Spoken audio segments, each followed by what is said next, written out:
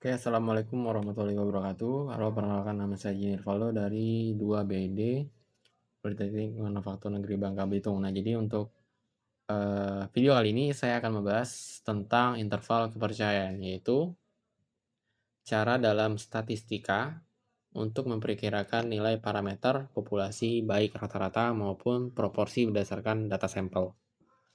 Selanjutnya kita akan membahas apa sih itu interval kepercayaan. Nah, jadi interval kepercayaan itu adalah suatu rentang nilai yang digunakan untuk memperkirakan parameter populasi.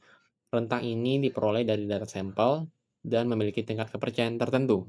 Misalnya 95%, yang berarti kita yakin bahwa nilai sebenarnya ada dalam berada rentang tersebut.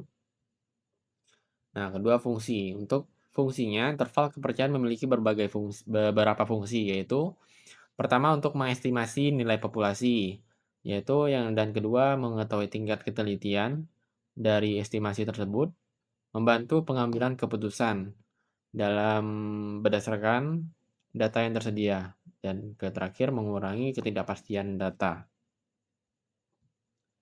Selanjutnya ada rata-rata populasi. Nah, jadi untuk interval kepercayaan rata-rata populasi digunakan untuk memperkirakan nilai rata-rata berdasarkan nilai sebenarnya dari nilai populasi. Dalam perhitungannya ada dua kondisi, yaitu saat standar deviasi populasi diketahui menggunakan distribusi Z dan tidak diketahui menggunakan distribusi T.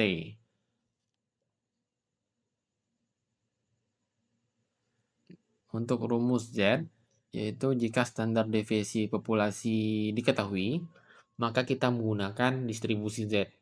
Nah, jadi rumusnya adalah rata-rata sampel ditambah dan dikurangi nilai Z, lalu dikalikan standar errornya.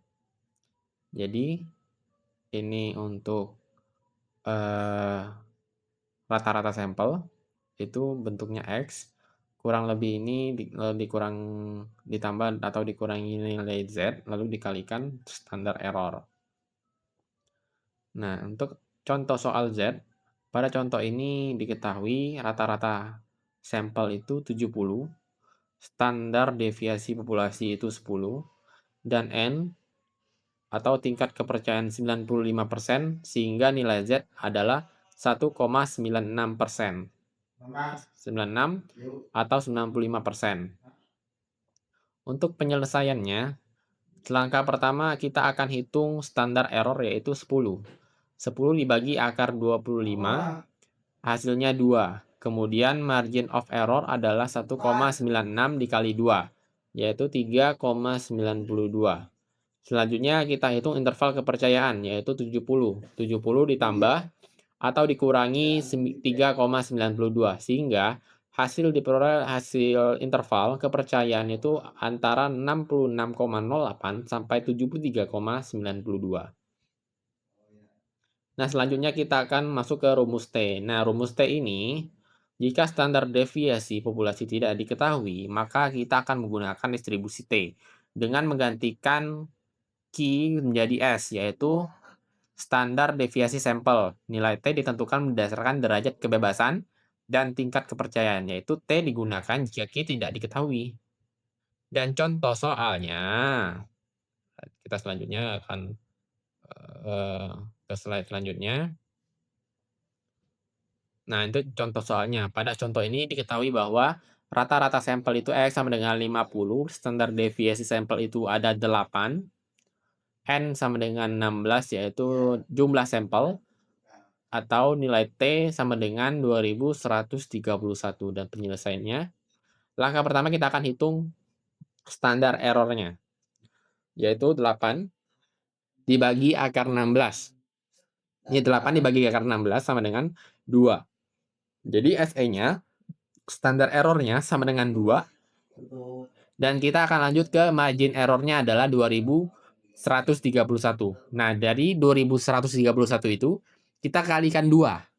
Jadi margin errornya itu sebesar 4262. Selanjutnya interval. Interval kepercayaan yaitu ada 50, lalu ditambah dengan hasil dari margin error tadi. Dari margin error tadi ditambah dengan 50 atau dikurang sebesar jadi hasilnya 4.262 sama, sehingga diperoleh hasil antara 45,74 sampai 54,26. Selanjutnya kita akan ke proporsi, rumus proporsi. Nah, jadi interval kepercayaan itu digunakan untuk memperkirakan persentase atau peluang suatu kejadian dalam populasi berdasarkan data sampel. Untuk rumus proporsinya yaitu ada pi kurang lebih z dikalikan itu. Rumus interval kepercayaan proporsi menggunakan nilai proporsi sampel yaitu pi topi ditambah dengan kurang nilai z. Lalu dikalikan standar error-nya dengan proporsi tersebut. Contoh soalnya berada di samping, yaitu N sama dengan 100. Nah, jadi jumlah sampelnya itu ada 100, lalu dengan tingkat keberhasilan itu sebesar 60. Sehingga proporsi sampelnya adalah 0,6. Nilai Z yang digunakan adalah 1,96. Untuk penyelesaiannya ada di bawah, teman-teman. Langkah pertama itu kita hitung standar error-nya. Untuk mulai dari standar error-nya itu 0,6. Pi topi ini 0,6 lalu dikalikan 0,4 dibagi 100. Hasilnya sekitar 0,0419. Kemudian margin error-nya itu adalah 1,96 lalu dikalikan dengan 0,049 yaitu 0,096.